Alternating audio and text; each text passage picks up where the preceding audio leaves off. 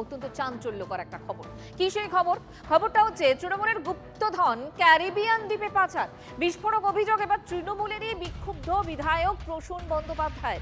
প্রশান্ত মহাসাগরের দ্বীপ ভানুয়াতুরের পর এবার ক্যারিবিয়ান দ্বীপ কেম্যানের সঙ্গে নাম জড়ালো তৃণমূল কংগ্রেসের। তৃণমূলের সঙ্গে কেম্যান দ্বীপের যোগ পাওয়া গেছে, টাকা পাচার হয়েছে, বিস্ফোরক দাবি মৃত তৃণমূলের মালদা জেলা সভাপতি প্রসূনের। কেন্দ্রীয় এজেন্সি দিয়ে তদন্তেরও দাবি জানিয়েছেন তিনি। এর আগে অভিষেক ঘনিষ্ঠ বিনয় মিশ্র আশ্রয় নিয়েছেন ভানুয়াতুতে, আর যুব তৃণমূলের সাধারণ সম্পাদক ছিলেন বিনয় মিশ্র। গরু পাচারে অন্যতম মূল অভিযুক্ত ছিলেন। কয়েক হাজার কোটি টাকা ভানুয়াতুতে পাচারের অভিযোগ বিনয়ের বিরুদ্ধে।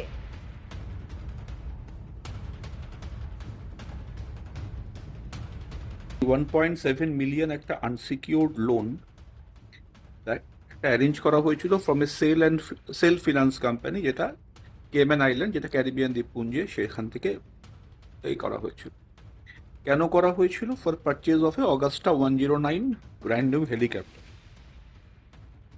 এখন এখানে আরেকটা সংস্থার নাম উঠে এসছে, Caravel aviation India private limited.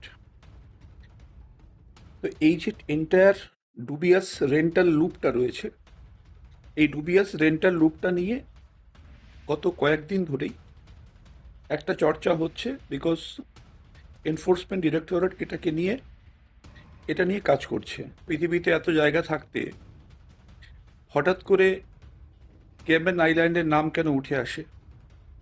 হঠাৎ করে কেন একটা ক্যারভেল অ্যাভিয়েশন ইন্ডিয়া প্রাইভেট লিমিটেডের নাম উঠে আসে? এবং তার সাথে এই ডুবিয়াস রেন্টাল লুপ যেটাকে আমরা বলছি, সেটা উঠে আসার পিছনে যদি there can be no smoke without fire. আমরা জানি যে আগুন ছাড়া তো ধোঁয়া হয় না। তো এই জিনিসটার ডাইমেনশন কতটা, সেটা একটা প্রশ্নচিহ্ন সকলের মনে আছে, স্বভাবতই আমাদের মনেও আছে। এই ট্রুথটা সামনে আনা দরকার। যদি এই ফ্যাক্টটা বা এই অ্যালিগেশনটা যদি আনফাউন্ডেড হয় বা বেসলেস হয়, তাহলে সেই সময় যারা পার্টির ফান্ড হ্যান্ডেল করতেন তাদের উচিত এ বিষয়ে একটা স্বচ্ছ ক্লিয়ার স্টেটমেন্ট দিয়ে এটাকে নেগেট করা বা রিবাটাল দেওয়া। কারণ এখানে সাইলেন্স ইজ অ্যাডমিশন। যদি এই অ্যালিগেশন, যেটা সোশ্যাল মিডিয়া থেকে শুরু করে মেইনস্ট্রিম মিডিয়া সব জায়গাতে ব্লো করছে, সেখানে নীরবতার কোনো কারণ আমরা দেখতে পাচ্ছি না, যদি everything was fair and square. সুপ্রিয় এই মুহূর্তে আমাদের সঙ্গে রয়েছেন, কথা বলবো তার সঙ্গে। সুপ্রিয়র সঙ্গে আমরা যোগাযোগ করার চেষ্টা করছি। তবে আজকের অন্যতম চাঞ্চল্যকর একটা তথ্য, যে তৃণমূলের গুপ্তধন, এর আগেই তৃণমূল এবং দুর্নীতি, এটা একেবারে সমর্থক অনেকেই বলে থাকেন। এই মুহূর্তে আজকে যেটা আপডেট জানা যাচ্ছে, যে গুপ্তধনের সঙ্গে, তৃণমূলের এই গুপ্তধনের সঙ্গে ক্যারিবিয়ান দ্বীপে পাচার, বিস্ফোরক অভিযোগ করছেন তৃণমূলেরই বিক্ষুব্ধ বিধায়ক প্রসূন বন্দ্যোপাধ্যায়। ভানুয়াতুরের পর ক্যারিবিয়ান দ্বীপ কেম্যানের সঙ্গে নাম জড়িয়েছে তৃণমূলের।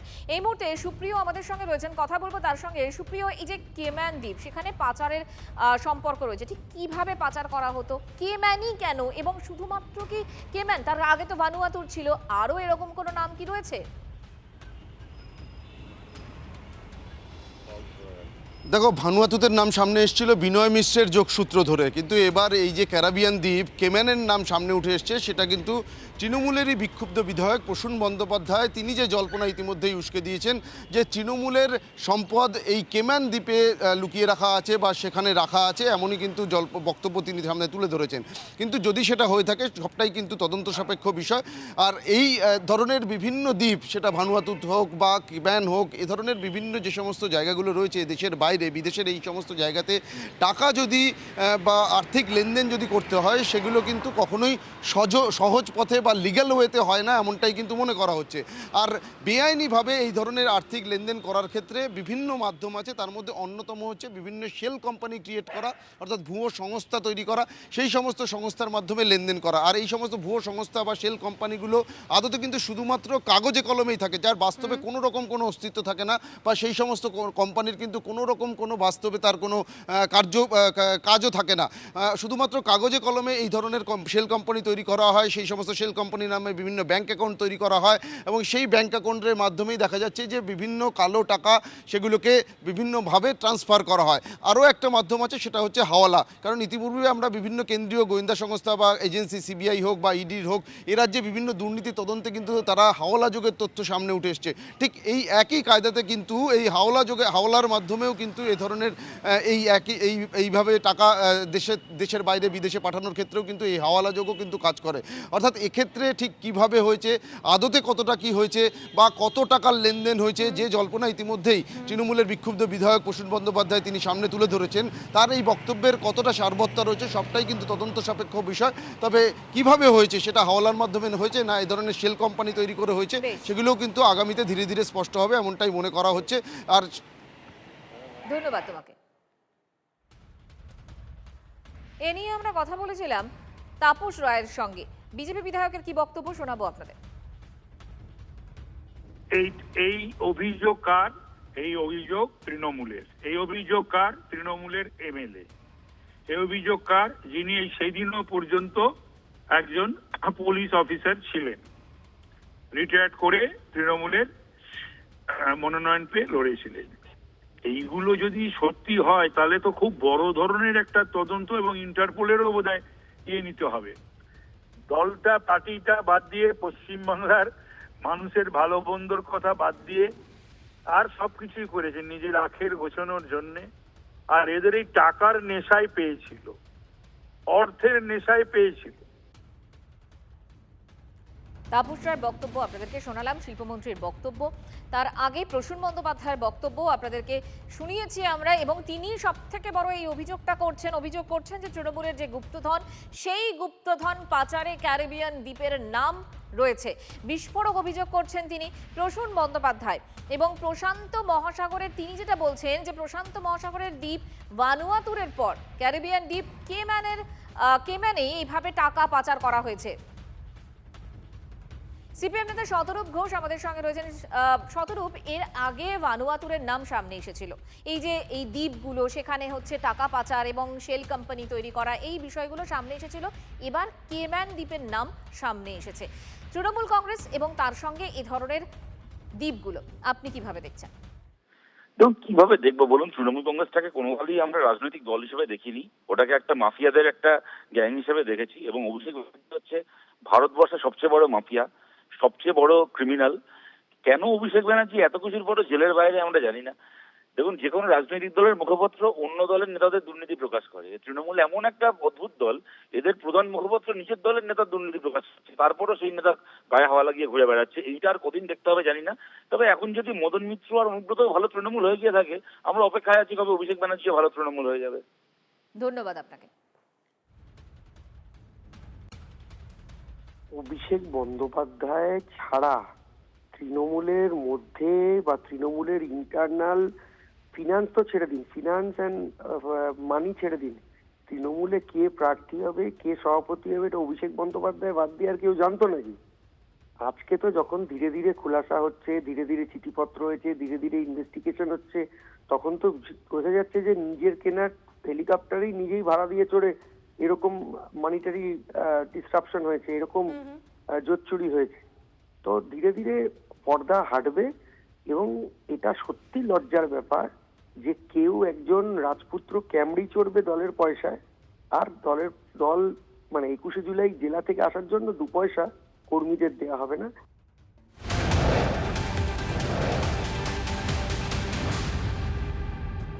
একটু আগে আমরা কথা বলেছিলাম বিজেপি বিধায়ক সজল ঘোষের সঙ্গে, তিনি মজা করে বলেছেন যে আমরা তো ছোটবেলায় ভূগোল টুগোল হয়তো পড়েছিলাম, আপনারা এখন নাম বলছেন। একবার চট করে আপনাদেরকে জানাই যে আজকে দুপুরের পর থেকে এই যে কেম্যান দ্বীপ, সংবাদ শিরোনামে বিষয়টা কি, 3টে দ্বীপ নিয়ে গঠিত এই এলাকা। এই কেম্যান আইল্যান্ড ব্রিটেনের ওভারসিজ টেরিটরির একটা অংশ। রাজধানীর নাম জর্জ টাউন, আয়তন 250 বর্গ কিলোমিটারের থেকে একটু বেশি, জনসংখ্যা প্রায় 90,000। দুনিয়ার পরিচিত ট্যাক্স সেভেন বা কর ফাঁকি স্বর্গরাজ্য বলে পরিচিত জায়গাগুলোর মধ্যে অন্যতম হচ্ছে এই কেম্যান আইল্যান্ড। এখানে কোনো ব্যক্তিগত আয়কর, কর্পোরেট কর, ক্যাপিটাল গেইনস ট্যাক্স, সম্পত্তি কর কিচ্ছু লাগে না। ফলে যারা কর ফাঁকি দিতে চায় তারা কেমেন আইল্যান্ডে শেল কোম্পানি খুলে নিজেদের দেশ থেকে ওখানে টাকা পয়সা আর কি রাখতে পারে বা রাখে, এরকম চর্চা হয়েছে অতীতেও।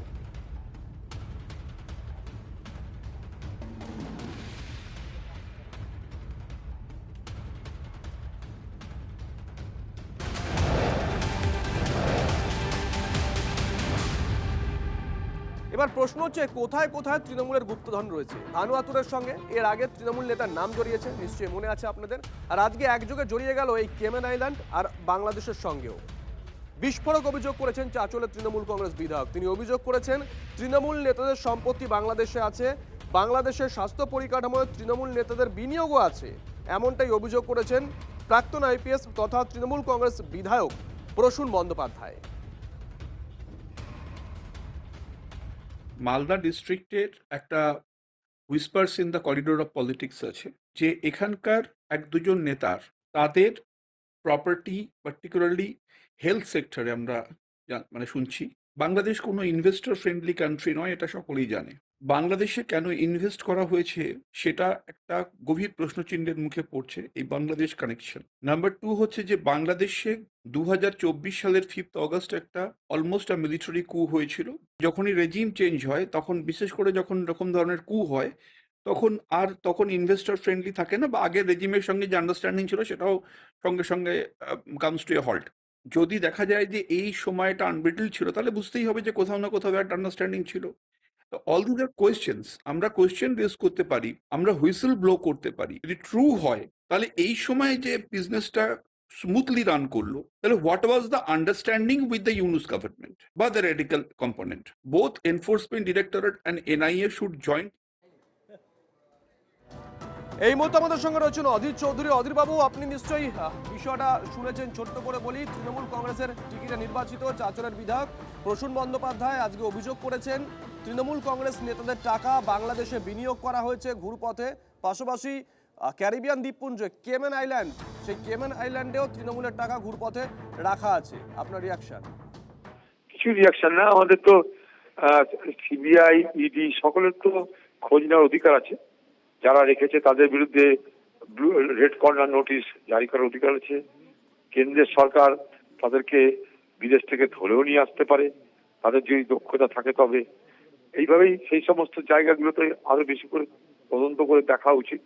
তৃণমূলের টাকা বাংলায় আছে না দেশে আছে না বিদেশে আছে, সেটা তো তৃণমূলের নেতারা জানে আর সরকার জানে। কিন্তু কথা হচ্ছে যে সেগুলো কোথায় কবে বার হবে। এইভাবে তো আমরা নীরব মোদীকে দেখলাম, বিজয় মালিয়াকে দেখলাম, কত লোক তো বাইরে তারা ইন্টারভিউ দেয়, খেলাধুলা করে, তাদের কাদের ছবিও দেখতে পাই। অতএব তাদের নামে হাজার হাজার কোটি টাকা ভারতবর্ষকে লুট করে চলে যাবার অভিযোগ আছে। সেখানে তৃণমূলের নেতারা যারা ক্যারিবিয়ান দ্বীপপুঞ্জে, কেম্যান আইল্যান্ডে, তারপর ভানুতুতির আগে আমরা শুনেছি, সবই তো শুনছি, কিন্তু উদ্ধার কোথায় হচ্ছে আর অপরাধীকে ধরা কোথায় হচ্ছে? দুটো জায়গায় আমার প্রশ্ন। যে এতই যখন সব জানাজানি হচ্ছে তখন অপরাধীদেরকে ধরতে কেন ব্যর্থ হচ্ছে? মানলাম যে সময় এখনো তাদের হয়নি, ঠিক আছে, আমরা অপেক্ষা করব, কিন্তু ধরতে কেন দেরি লাগছে? আর যারা বলছে তারা কিন্তু সদ্য এনডিএতে যোগদানকারী সমস্ত ব্যক্তিত্বরা, ফলে তারা আগেও জানতো নিশ্চয়, কারণ সেই দলেরই তারা নেতা ছিল বা নেত্রী ছিল। এতদিন পর তাদের কি করে হিম্মত হলো সব গড়গড় করে বলে দেওয়ার? এতদিন তারা বলেওনি। স্বাভাবিকভাবে যেটা সরকার মনে করবে করতে পারে, কিন্তু কথা হচ্ছে যে আমরা কিছু দেখতে চাই, খালি খবরে দেখতে চাই না, নিজেদের চোখ দিয়ে দেখতে চাই। আমরা কান দিয়ে নয়, নিজেদের চোখ দিয়ে দেখতে চাই। তাই ডবল ইঞ্জিন সরকারের কাছে আমাদের দাবি থাকবে যেন সত্য উদ্ঘাটিত হয়, অপরাধী ধরা পড়ে, টাকা ফেরত আনা হয়। কেন লুটের টাকার যখন সেখানটায় বিনিয়োগ হচ্ছে, সেই টাকার অধিকারী তো আমার রাজ্যের মানুষ, তাদের টাকাটা ফিরিয়ে আনা হোক, এটা আমাদের দাবি থাকবে। ধন্যবাদ অধীর বাবু।